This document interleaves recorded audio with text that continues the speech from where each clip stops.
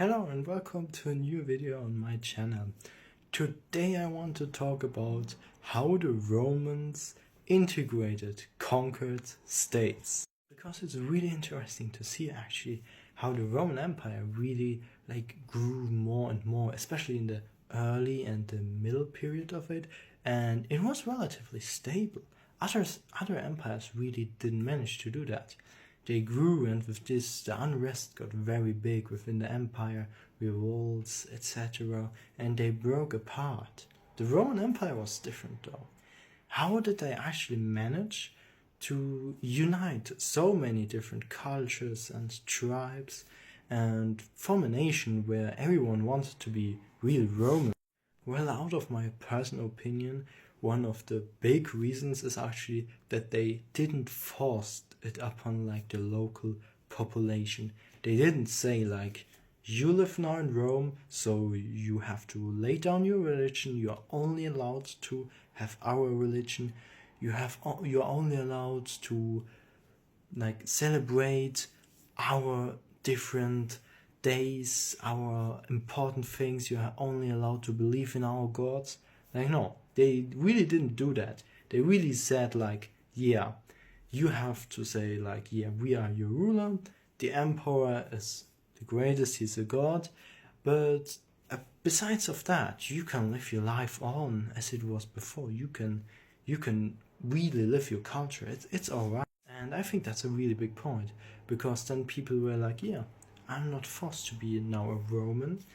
But they actually acted really smart, because they kind of showed the people that it's good to be a Roman.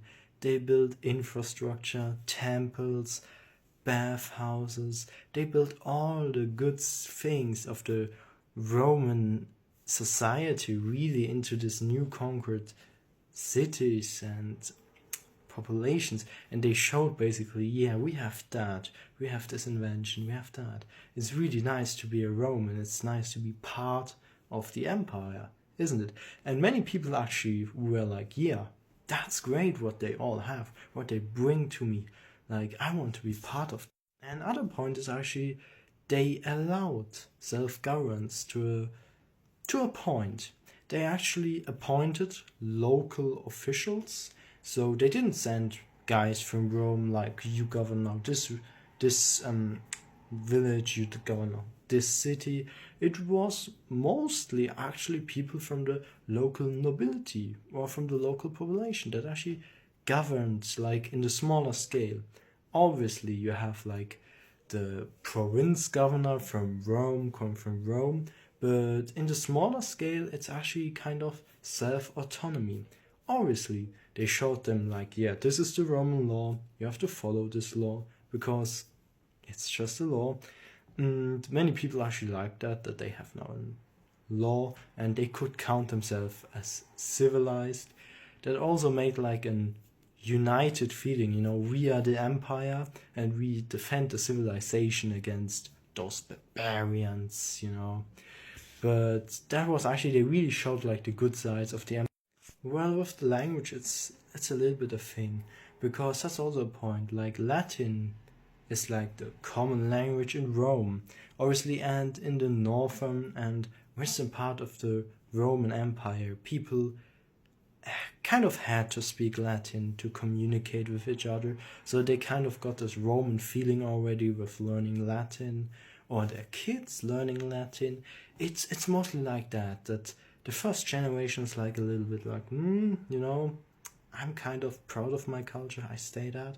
But after some generations, people grow up and they were yeah, I'm a Roman, I feel Roman, I'm in the Roman Empire, and I support that, And if their forefathers didn't earn the citizenship of Rome, which was really loved, people really wanted to earn it, but they only got it through loyal services, for example in the army, which most people try to do. Auxiliary units, in the end of their 25 years of serving as soldier, they got then the reward. You are now a Roman citizen, which had many, especially political advantages.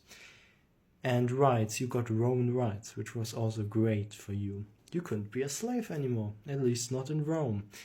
And well, if those gave like the citizenship to their kids and those to their kids again, this grew up like, I'm a Roman citizen and I'm in the Roman Empire. So they were like, I'm full Roman. At least most of them were like that. Some people were still like, oh, I'm proud of being barbarian or like Celtic or Germanic. It didn't matter, but most of them were like really Roman then after some generations. In the east of the empire, it was kind of the same, only that there was the language Greek. I mean, you could speak Latin there as well, but most people just understood Greek really. So we kind of had an empire with two different big languages, Latin and Greek. And yeah, this was quite the advantage if you could speak Greek and you were from Rome and you have gone to this province, to Asia Minor, to Magna Felix. Was better if you speak Greek as well. But obviously you're Roman and you're in the Roman Empire, so you always find some people that speak. So the Romans really improved the infrastructure of the regions. They improved also the wealth of the region through trade and commerce. People really got richer and they got luxury. At least most of the people. There were always poor people.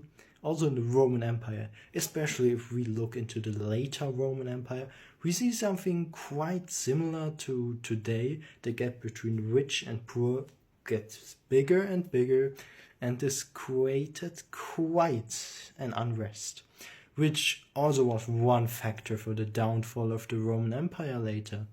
So we kind of see similarities between the downfall of the Roman Empire and today's gap between poor and rich people, which is quite sad, but it's also quite interesting because we know what can happen because we see it in the history.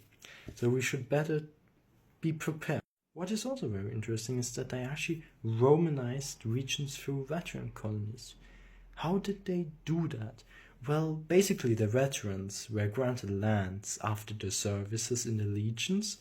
After the 25 years, sometimes longer, it's up to them, then they got land. And this land mostly like the Romans said like, yeah, you get this land in this front, in this frontier province where you can like settle near a new conquered city basically.